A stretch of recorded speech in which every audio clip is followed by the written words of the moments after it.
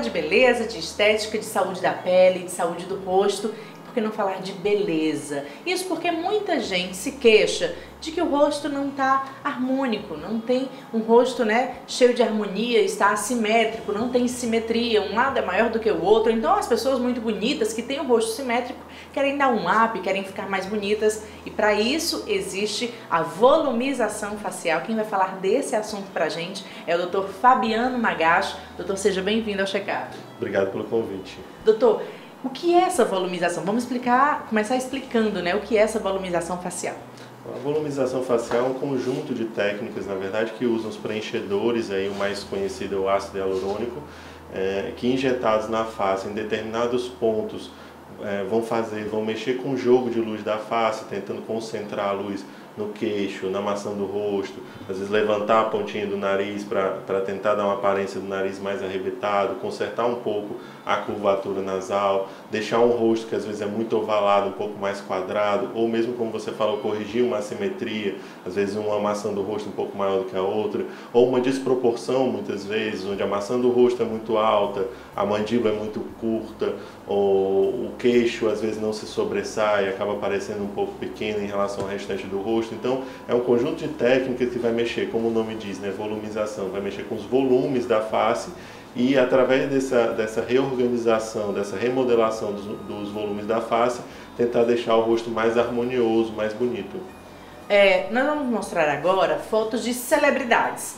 Tem aquela mulher, né, aquela celebridade, aquela atriz de Hollywood que tem um carão, né? Tem a Débora Seco, que eu acho que ela também aplicou, fez essa volumização, que ela tem um maxilar hoje maior. Tem mulheres que, né, fazem um maxilar maior para ficar com aquele carão.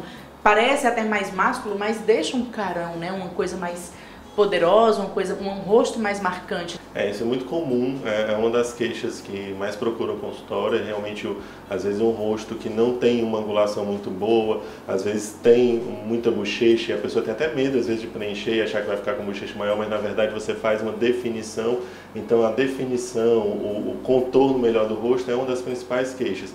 Por outro lado também às vezes pessoas que às vezes têm um rosto marcante demais, e fazem essa harmonização para tentar tirar o foco, às vezes, de uma mandíbula muito alta, às vezes de um queixo muito projetado, e tentar tirar o foco disso por remodelar, por volumizar outras regiões. Então tem os dois lados. É muito comum se fazer em modelos, em celebridades, tudo que trabalham com fotos, às vezes um rosto muito ovalado, que não fica tão bom às vezes na foto, e se ele ficar um pouco mais quadrado, né, tiver um pouco mais de moldura no rosto, fica um pouco mais interessante para a fotografia, para o vídeo. Então é muito comum realmente entre atores, atrizes, modelos, né, é um procedimento bem procurado.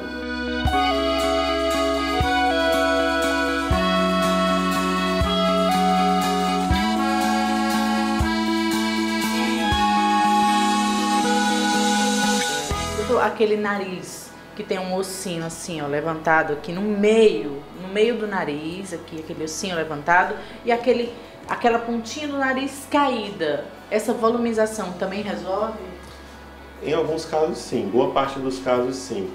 Não exclui muitas vezes a cirurgia, né? A cirurgia realmente ainda é o padrão ouro para correção de deformidades no nariz, mas em boa parte dos casos, principalmente quando a queixa do paciente não é a largura do nariz, mas sim a curvatura ou a quedinha da ponta, você consegue reverter de uma forma relativamente simples dentro do consultório.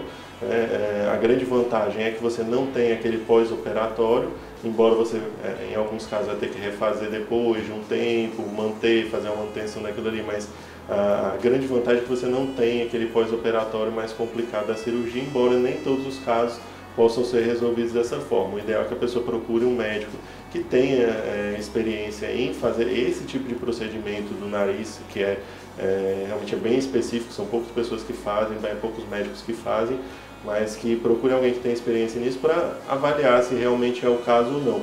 Mas boa parte dos casos, onde como você falou, a queda da ponta ou uma curvaturazinha no dorso do nariz, é possível sim reverter com a volumização, com os preenchedores, em consultório de uma forma bem simples. Agora, quem pode, quem não pode, quem não deve fazer esse tipo de tratamento?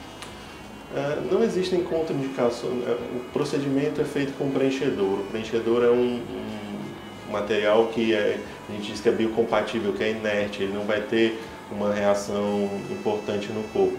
Mas, lógico, a gente evita normalmente pacientes grávidas, pacientes que têm doenças autoimunes graves, mas o médico consegue avaliar isso caso a caso, mas é muito difícil um paciente que não possa fazer.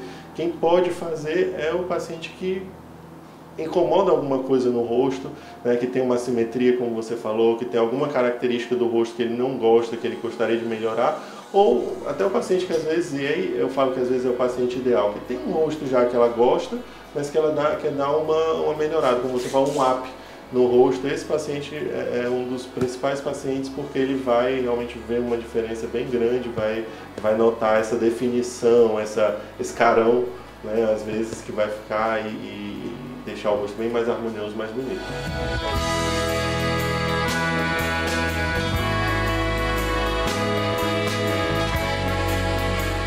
Agora, a partir de que idade pode ser feito, né, esse tipo de procedimento? Também não existe uma idade mínima. É preciso que o adolescente, no caso, né, o paciente mais jovem, tenha discernimento do que ele está fazendo e o conhecimento e apoio dos pais também.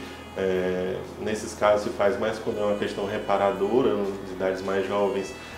Às vezes uma criança que tem uma característica no rosto dela, pela qual às vezes até sofre bullying, então você acaba fazendo isso de uma idade mais cedo, né? Um pouco mais jovem, um paciente mais jovem.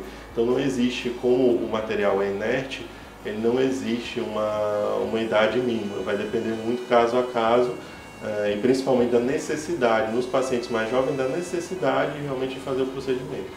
Dói muito? Ou é só aquela picadinha?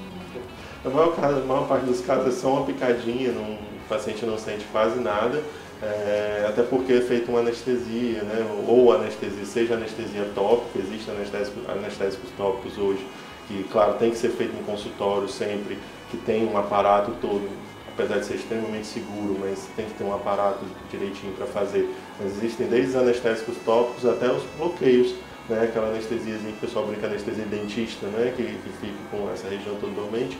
E o paciente sente muito pouco. O mais comum é se usar um anestésico tópico e fazer a injeção praticamente não dói.